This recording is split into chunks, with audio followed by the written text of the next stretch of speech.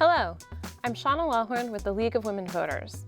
Along with the League and SFGov TV, I'm here to discuss Proposition U, a ballot measure that will be before the voters on Tuesday, November 8th. The city generally requires developers of market-rate housing of 10 units or more to provide affordable housing. A developer can meet this requirement in one of three ways. 1. Pay an affordable housing fee. 2. Construct off-site affordable housing. Or 3. Construct on-site affordable housing. An on-site rental unit counts as affordable for a low-income household if it is affordable for households earning up to 55% of the area median income. An on-site rental unit counts as affordable for a middle-income household if it is affordable for households earning up to 100% of the area median income. The city uses federal income standards to determine the maximum allowable rent levels for the affordable units. The rent is updated each year. Proposition U would change the requirements for developers who build affordable on-site housing. It would increase the income eligibility limit for on-site rental units for all new and existing affordable housing units. Under Proposition U, any rental unit counting toward the affordable housing requirement must be available to households earning up to 110% of the area median income. Proposition U would increase the gross income a household could have to be eligible for affordable housing from 55% to 110% of area median income. It would also set the rent for a unit at 30% of the household's gross income as long as that household earns up to 110% of area median income. This proposal applies retroactively to rental units built under the Affordable Housing Program. The rental price for each unit would be calculated annually based on the household's gross income. If you vote yes, you want to increase the income eligibility limit for on-site rental units for all new and existing affordable housing units to make them affordable for households earning up to 110% of the area median income. If you vote no, you do not want to make these changes. I'm here with Leah Pimentel, campaign manager for Yes on You and a proponent of the measure. We're also joined by Peter Cohen, co-director of the San Francisco Council of Community Housing Organizations and an opponent of Proposition U. Thank you both for being here. We're going to start with some opening remarks, and we'll begin with you, Leah. Thank you. In the face of the worst housing shortage that San Francisco has ever seen, the city has rightfully focused on resources for low income to have affordable housing. But as a result, San Francisco's middle class, many people like myself, have been largely ignored. They're struggling with the high cost of market rate housing, but currently do not qualify based upon the AMI limit. If you make $60,000 or above, you do not qualify. These residents are teachers, artists, construction workers, food service workers, and mothers and parents that are being pushed out of San Francisco. Proposition U will help families like myself and others stay in the city that they love, because we all deserve to stay in San Francisco and add value. Thank you, Leah. Opening remarks, Peter. Yes, I think we need to start with who actually put this measure on the ballot. This measure was designed by and put on the ballot by the San Francisco Realtors Association. The campaign for the measure is being funded by the National Association of Realtors and the California Association of Realtors. Question is, what do the realtors have such a great interest in San Francisco in what is essentially changing the city's inclusionary housing policy, which was established back in 2002 by then Supervisor Mark Leno? What this measure does effectively is reverse the measure that was just passed by 68% of voters in June of this year, Proposition C, which increased our city's requirement on private developers to provide affordable units. We increased it to 25% of the units they have to provide, but also most importantly, they now have to provide both low and middle income units. This measure would eliminate the low income units and make all inclusionary for middle income. Thank you, Peter. So our first question, increasing the amount of people that would be eligible for affordable housing, how exactly is that going to affect our housing crisis? Is it going to help it or hurt it? Peter.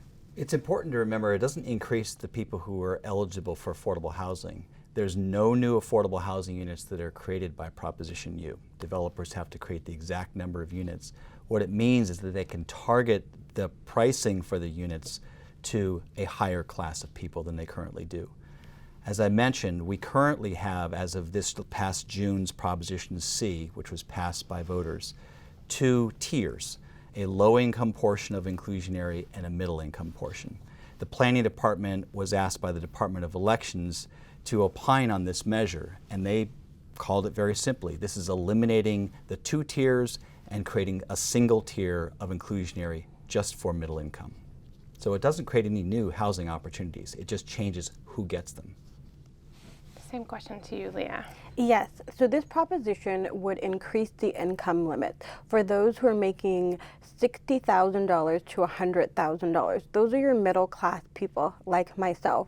I grew up as a middle class San Franciscan. Every Christmas and holiday, my mother worked because they were middle income. They didn't qualify for anything, so she had to work for time and a half and overtime on every holiday. My father worked as an usher at the Giants game as well, just to make ends meet. They didn't qualify for affordable housing, discount recology, or any programs for their children, and they barely survived in San Francisco. This will allow San Francisco not to be a 2-tier city where you're low income and you're high income. Middle income individuals are working class San Franciscans that add value. This is taking 2% of the housing stock and adding the income limit to allow those who are able to pay a little bit more to add to the affordable housing developments to make sure that they're able to survive in San Francisco. Many of the families that were pregnant with myself have left San Francisco because they're middle class and can no longer afford to stay here. Thank you, Leah. My next question is, if Proposition U passes and we increase the amount of people who are eligible for this affordable housing, how do we ensure that there's still enough housing for our lowest income neighbors? Yes.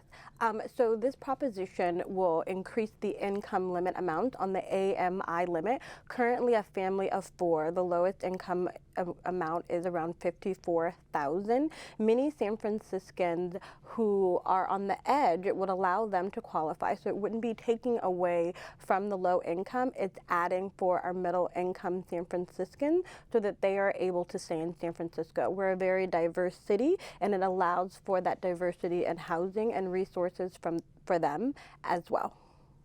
Same question to you, Peter. Sure. The way it increases housing for middle-income families is by taking it away from low-income families.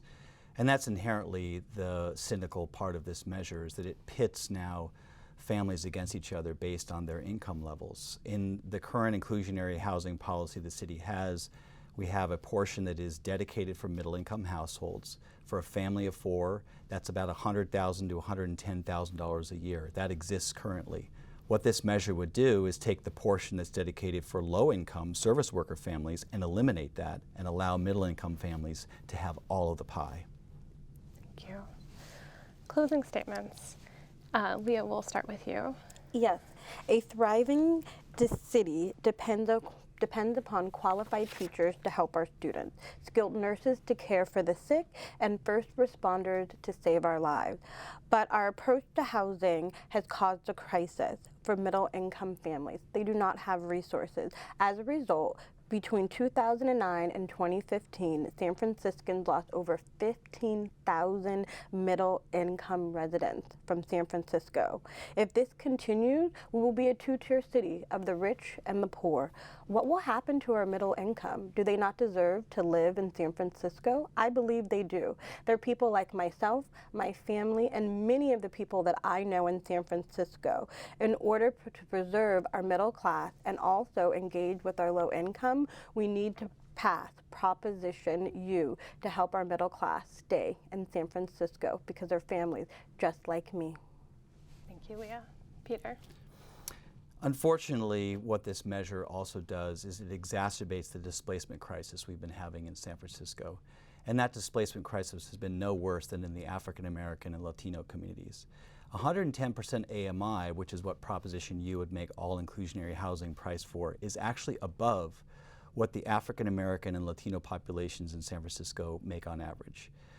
Middle income is not the same across all of our communities of San Francisco, and the terribly divisive aspect of this is the communities that need it the most to stem the tide of displacement are being priced out by the policy under Proposition U.